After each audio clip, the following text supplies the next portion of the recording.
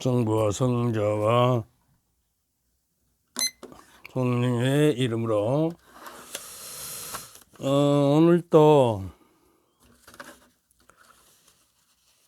가다리나 성녀의 성령께 드리는 기도를 바치면서 시작하겠습니다. 오 성령님, 제 마음에 오시어 당신의 힘으로 저의 마음을 참 하나님이신 당신께 이끄시고 놀라운 사랑으로 저를 받아주소서. 저를 모든 악한 생각에서 보호하시며 어떤 고통도 가벼운 것으로 여길 수 있도록 당신이 지극히 너그러우신 사랑으로 저를 뜨겁게 하시고 불타게 하소서. 거룩하신 아버지, 자비로우신 저의 하느님이시여 모든 어려움에서 저를 도우소서. 사랑이신 그리스도님, 사랑이신 그리스도님, 아멘. 그 시간에 대한 저기를 지루하게끔 하는데요. 너무 중요해서 인생이 시간이거든요. 근데 우리가 신앙생활 하면서 나에게 주어진 인생의 시간이 거기에다 무슨 의미와 가치를 담아내느냐에 따라서 내 인생이 결정되는 것이죠. 우리 신앙인은 그 시간 속에 하나님의 뜻을 담아서 내가 어떻게 결정하고 어떤 사건들을 또 사건이라는 게 어떤 관계 속에서 일어나거든요.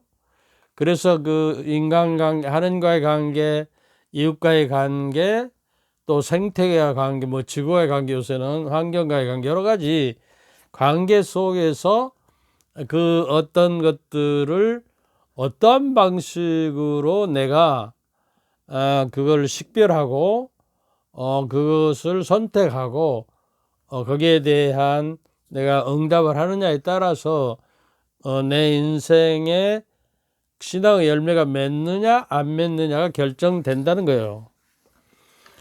그래서 우리가 하루에도 이제 잠자는 시간 빼고 적어도 그 12시간 낮 시간 우리가 일할 수 있는 시간에 과연 우리가 그 재물에 대한 것도 이제 11조를 바치라고 그러죠. 10분의 1. 12시간을 우리가 나를 위해서 사용한다면 적어도 1시간 20분 정도는 우리도 하느님께 11조를 시간을 바쳐 드려야 하지 않겠는가. 그러니까 내가 기도하는 시간, 또 남을 섬기고 봉사하는 시간, 또 여러 가지 내가 일을 하면서도 하나님의 섭리 속에서 하나하나를 하나님의 섭리와 은총에 감사하면서 이렇게 하는 행동들을 질적으로 내가 얼마나 해서 적어도 1시간 반 정도는 하느님께 온전히 드리는 생각. 우리가 5만 가지 생각을 하고 6만 가지 생각을 한다고 그러는데 그 생각 중에 과연 6만 가지면 11조면 6천 가지 생각은 우리가 하나님을 사랑한다고 하면서 하는 생각을 좀 해야 할 것이 아닌가 하는 생각이 들거든요. 사실상. 그래서 오늘 첫 번째 주제는 영혼을 살리는 관계 중심적 시간 관리. 관계 중심적. 시간을 그 생산 중심적 사회 세속 생활의 그 과업을 이루기 위한 시간이 아니라 시계 시간에 따라서 노동 생산성을 이루는 시간이 아니라 우리가 관계 중심으로 하나님과의 관계, 이웃과의 관계, 생태계 모든 인간의 어떤 사건들은 관계 안에서 일어나잖아요.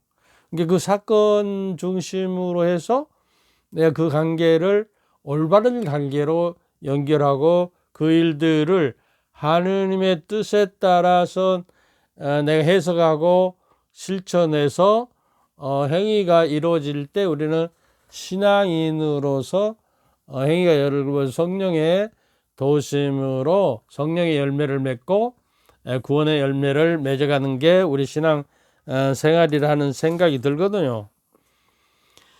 그러니까 영혼을 살리는 관계 중심적 시간 관리라는 것은 우리에게 주어진 시간을 비로소 그 가치와 소명을 어디에다 초점을 두고 우리가 그 관리를 하느냐에 따라서 결정된다 그래요. 늘 내가 여러 번 이야기하죠. 우리 신앙의 가장 핵심적인 덕은 향주덕, 신덕, 망덕, 애덕, 믿음과 소망과 사랑, 그리고 복음삼덕이야말로 가난, 청빈, 정결, 순명 이런 거. 그 6가지 핵심의 다른 덕이 이제 쌓아져야 하는 거예요. 가장 우리가 향주덕이라고 하는 바로 대신덕, 그 신덕, 망덕, 애덕이 아주 중요합니다. 거기에다 초점을 맞춰서 관계 중심적인 시간에 어떤 사건이 벌어질 때 나는 거기에 초점을 맞춰서 어떤 것들을 선택하고 그 결정을 하자 그런 이야기예요. 그래서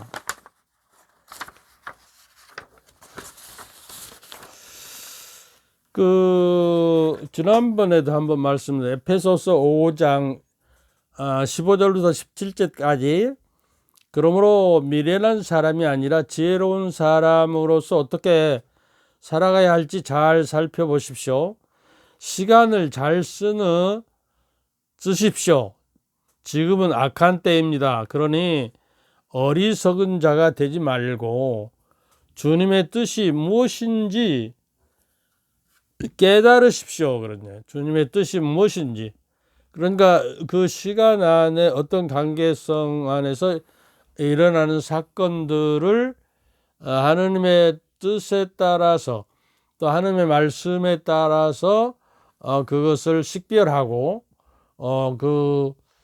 선택해서 실천해 나가라는 거예요. 이게 우리가 기본이 튼튼해야 하는데 성서 말씀이 늘 내 안에 내면화돼서 언제든지 내 기억 속에서 불러내며 그 성령의 감도된 말씀의 능력이 나를 통해서 작동하도록 하는 시스템이 신앙적인 시스템이 완성되어 있어요 우리에게. 그래서 이것도 늘 이게 습관을 들이고 늘 훈련을 해야 하는 것이죠. 그러니까 시간의 양뿐만이 아니라 시간의 질도 달라질 수 있어야 한다는 이야기예요.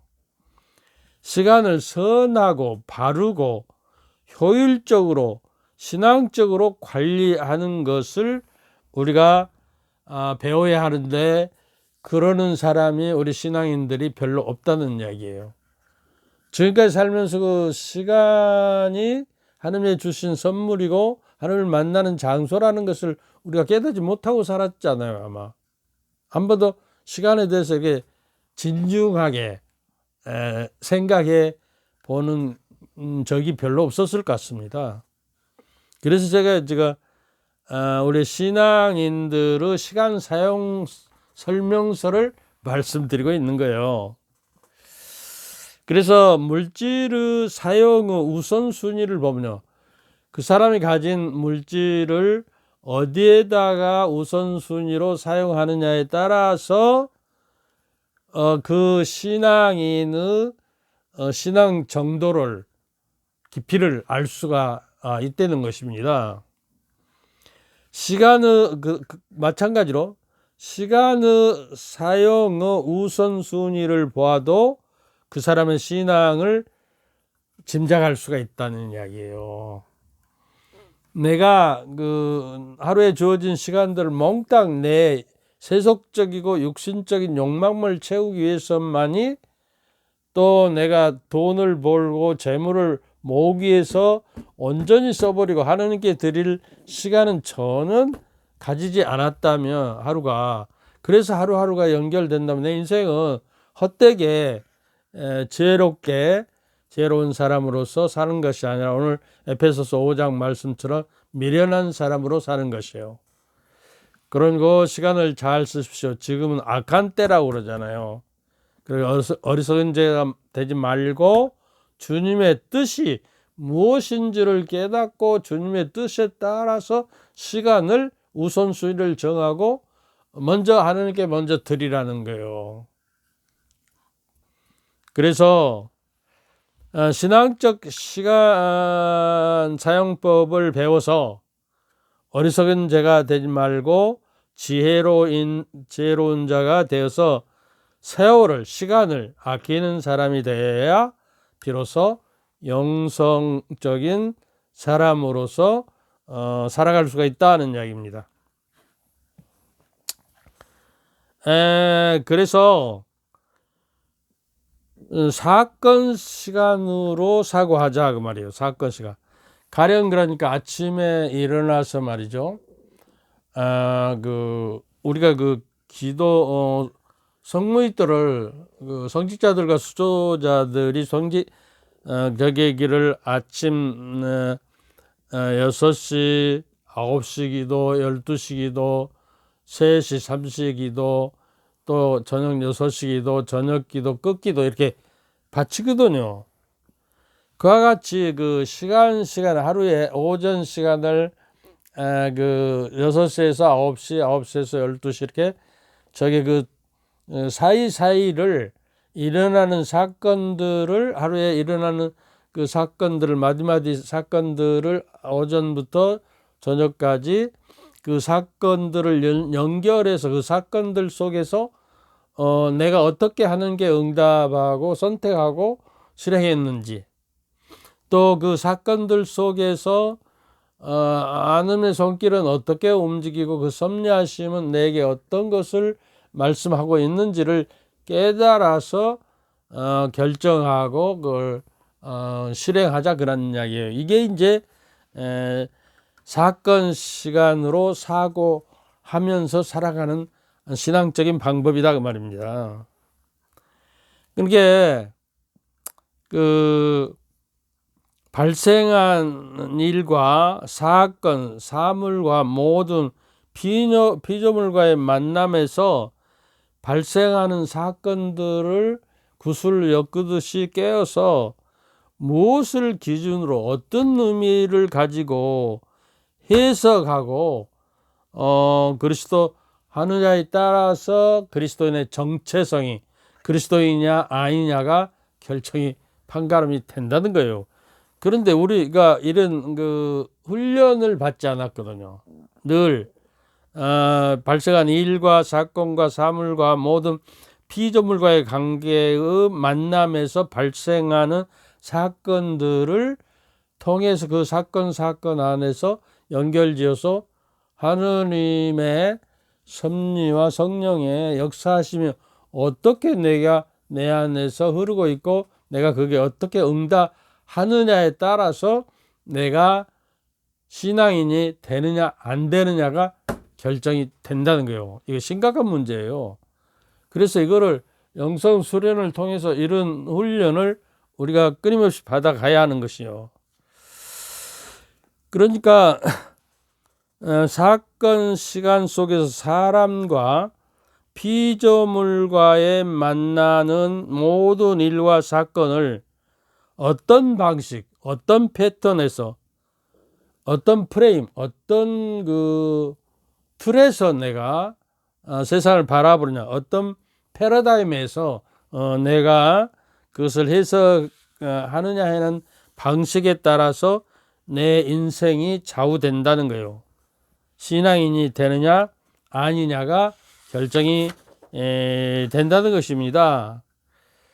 그 신경생물학계는 인간이 두뇌가 말이죠, 매우 유연해서 그 사건과 일들을 해석하는 습관을 바꾸면 두뇌 두뇌 속 희색세포라는 것이 있다고 그래요. 이 희색세포의 연결망이 변화되기 때문에 인간의 사고 틀이 바꿔지고 그 프레임이 바꿔져서 인간이 바꿔진다는 거예요.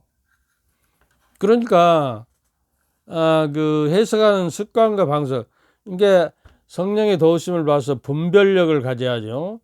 그래서 그 내가 어떤 하느님의 말씀과 뜻의 틀에서 세상을 바라보고 또 그런 것들을 일일이 사건 속에 대입해서 그걸 해석하고 내가 실천해 나갈 때 우리 그 안 좋은 습관이, 악으로 기울어진 습관이 하느님께로 방향 지어주는 습관으로 변화돼서 내가 그리스도 안에서 새 사람이 되고 거듭나서 새 인간이 된다는 것입니다. 이게 아주 중요한 이야기예요. 그리스도인은 하느님 말씀과 교회의 가르침인 하느님의 뜻의 해석 방식의 습관을 들여야 해요. 그래야 그리스도화가 된다는 거죠. 그 전제 조건이 하느님의 말씀이에요. 내가 늘 주장하는데 우리 가톨릭 신자는 큰일 났어요. 그 말씀이 우리 안에 녹아내려서 내면화되어 가지고 언제든지 그 사건이 일어나면 그 성령의 감도된 말씀의 에너지가 내 안에 채워져서 그것을 해결하고 실천해 나갈 수 있도록 돼야 한단 말이죠. 그러니까 말이죠. 어떤 사건이 일어나고 어떤 관계에서 어떤 문제가 발생할 때 이럴 때 예수님은 어떻게 생각하셨을까? 그리고 어떻게 그걸 해석하고 실천하셨을까? 성모님은 이럴 때 어떻게 해석하고 문제를 해결하고 그 사건들을 올바로 해결해서 올바른 관계가 흐트러지지 않고 정립되도록 했을까 하고 성모님의 그 마음을 읽고 그리스도의 뜻이 따라서 그 해석하는 방법을 우리가 생각해야 했다는 거예요. 그런데 말이죠. 한 가지 결론으로 말씀드려, 행복은 외부의 어떤 상황에 의해서 그다지 좌우되지 않는다는 거예요. 중요한 것은 두뇌가 사건을 해석하는 방식이라는 거예요. 내 두뇌가. 그런데 아까 두뇌를 그 해석하는 습관을 바꾸면 해석세포의 연결망도 바꿔져서 내가 변화된다는 게 그리스도의 하느님의 뜻대로 이렇게 그 연결망을 바꿔가는 습관을 들이면 그리스도인으로서 거듭날 수 있다는 거예요.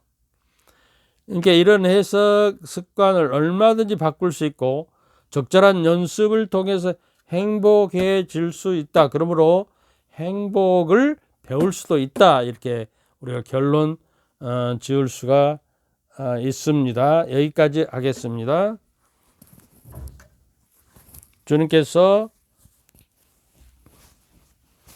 저희와 함께 또한 사제의 영과 함께 전능하신 천주 성부와 성자와 성령께서는 여러분과 여러분 가족 모두에게 축복을 내리시어 길이 머물게 하소서. 아멘. 감사합니다.